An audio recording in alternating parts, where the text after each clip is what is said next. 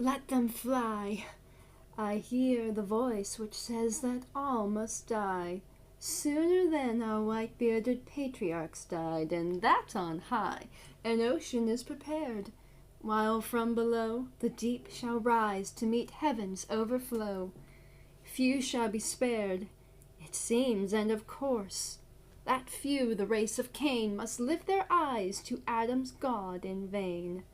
Sister, since it is so, and the eternal Lord in vain would be implored for the remission of 1 hour of woe, let us resign even what we have adored, and meet the wave as we would meet the sword, if not unmoved, yet undismayed, and willing less for us than those who shall survive in mortal or immortal thrall. And when the fatal waters are allayed, weep for the myriads who can weep no more. Fly, Seriphus, to your eternal shore, where winds nor howl nor waters roar.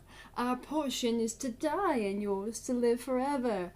But which is best, a dead eternity, or living, is but known to the great Giver. Obey him, as we shall obey. I would not keep this life of mine in clay. An hour beyond his will, nor see ye lose a portion of his grace, for all the mercy which Seth's race find still. Fly, as your pinions bear ye back to heaven, think that my love still mounts with thee on high, Samicia, and if I look up with a tearless eye, 'tis that an angel's bride disdains to weep. Farewell, now rise, inexorable deep. Let me hire him too, here's my coxcomb. Sarah, you were best take my coxcomb. Why, for taking one's part, that's out of favour, nay, and thou canst not smile as the wind sits, thou'lt catch cold shortly. There, take my coxcomb. Why, this fellow has banished 2 on daughters, and did the third a blessing against his will. If thou follow him, thou must needs wear my coxcomb. How now, nuncle? Would I had 2 coxcombs and 2 daughters!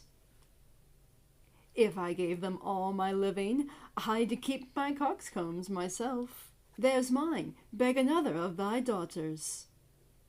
Truth, a dog must to kennel, he must be whipped out, when Lady the Branch may stand by the fire and stink. Sarah, I'll teach thee a speech. Mark it, nuncle. Have more than thou showest, speak less than thou knowest, lend less than thou owest, ride more than thou goest, learn more than thou trowest, set less than thou throwest, leave thy drink and thy whore, and keep in a door, and thou shalt have more than 2 tens to a score. Then 'tis like the breath of an unfiefed lawyer, you gave me nothing for't. Can you make no use of nothing, nuncle? Prithee tell him, so much the rent of his land comes to, he will not believe a fool. Thou dost know the difference, my boy, between a bitter fool and a sweet fool. That lord that counselled thee to give away thy land, come place him here by me.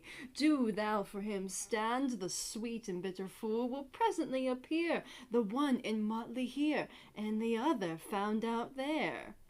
All thy other titles thou hast given away, that thou wast born with. No faith, lords and great men will not let me. If I had a monopoly out, they would have part on, and ladies too. They will not let me have all fool to myself. They'll be snatching. Give me an egg, nuncle, and I'll give thee 2 crowns. Why, after I have cut the egg in the middle and eat up the meat, the 2 crowns of the egg, when thou crovest the crown in the middle, and gavest away both parts, thou borest thy ass on thy back o'er the dirt. Thou hadst little wit in thy bald crown when thou gavest thy golden one away. If I speak like myself in this, let him be whipped that first finds it so.